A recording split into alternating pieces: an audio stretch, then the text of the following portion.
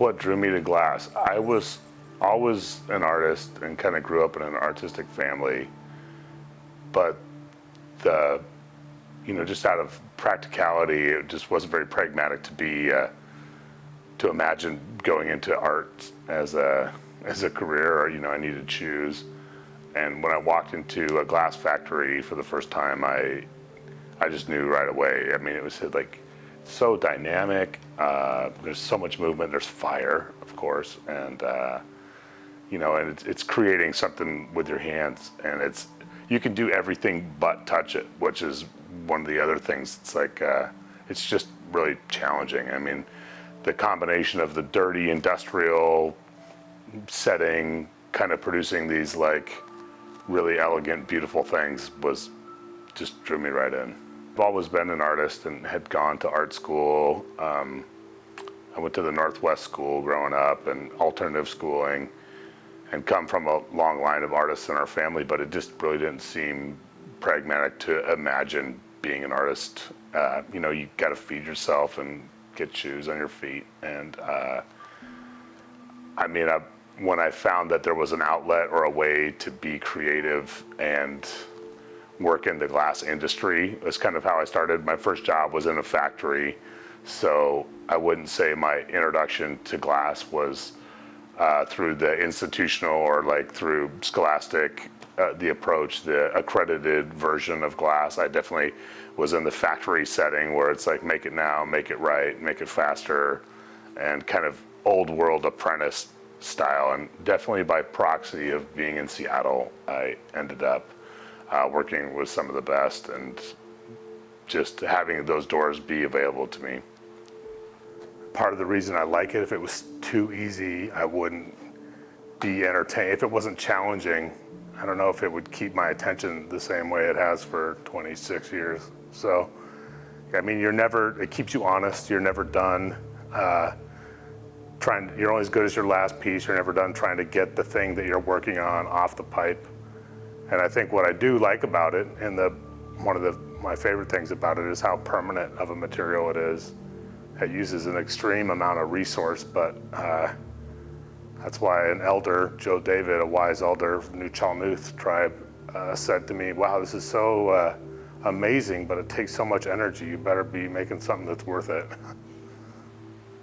How is my tribal affiliation reflected in my work? It's, I've used a lot of images and themes. I do a little narrative and storytelling. My great-grandfather, Kokol, or Joseph Hilaire, whose name I share, is a really powerful orator and storyteller who passed away before I was born, but his legacy and his life really affected my path. And I kind of draw from a lot of those themes for inspiration, but also just nature, and sometimes depends on the piece. Some things are whimsical and pretty, and other things have a story and are more poignant. And it depends if I'm making work for like a gallery or a museum setting. A museum, you're kind of allowed a little more freedom to kind of tell a story, and in a gallery, which are great, I've largely you kind of get your footing as a gallery artist, but it means that, okay, this 10 square feet, you should sell 30% or 50% of it, and we'll call you back to show more work here. I've been working on a series called the Cheneau, or the salmon. The Cheneau runs are, it kind of comes from a larger body of work about the Schwalla, or the reef net, which is the Weklami, Lahaktamush, the Lummi style of net fishing in the straits, in the San Juan Islands, up into the Fraser River Valley, up in the Strait of Georgia, Strait of Juan de Fuca, and it was a unique style of fishing that the tribes did there, and reef net fishing originated there.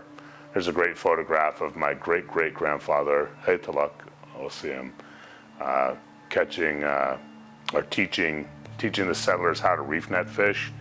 And ironically, after that teaching of or sharing of that technology, that spawned the canning commercial reef net fishing industry, and then banned natives from reef net fishing. So it's one of those great but sad stories to some degree, and it's just that revival of the reef net and the Shwala style fishing back to the tribes I think that's a good full circle, and I like telling that story in the glasswork I do. Oftentimes a piece starts with a sketch. I'm not really drawn to being a teacher. I'm not like a great natural teacher, but I end up teaching a lot, and that's one of the first things that I recommend is getting a sketchbook, because it's kind of one of the best ways to translate your ideas and to share what you're thinking with the people you're working with, because glass blowing is a lot. It's kind of happens in the teamwork setting, and you kind of need everybody to be on the same page. So not only is a sketchbook a great way for you to explore your ideas, it helps communicate that. And I'm not an amazing illustrator, but I can kind of get the point across. But yeah, it definitely starts obviously it starts in my head, and then it lands on the paper. And if I'm lucky, then it kind of evolves into the glass. But a lot of times that just the rudimentary sketching I do can keep me on course and keep me it can help me oh, this is the idea I had. It reminds me. It's like a shopping list. You get there and you're like, eggs and what? And so a lot of times I'll have an idea in the sketchbook, and then the real magic or the real proof in the pudding really happens when you get in the shop and you're like, okay, how am I going to make this happen? And glass is got a mind of its own. You've got what you have in mind, and then glass has what will allow you to do. So you're just trying to find that happy balance between your desires and the ability that you have or the capacity with material. Glass, they say, is a cruel mistress, but it's great also. It does have limitations. I wouldn't say it's forgiving. I mean, there's a great saying, it's not what you make, it's what you can fix.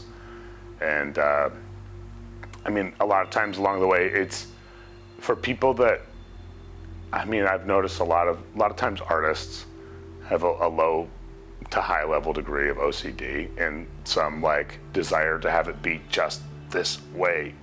And glass is you think so, huh? So it kind of keeps you, it's forgiving to a point, but then when you step back a little bit, sometimes things just end up how they're supposed to be. And a lot of times when you have that tunnel vision of what your vision is, if you take a step back and take it in for what it is, you might be surprised that sometimes together you guys have kind of arrived there.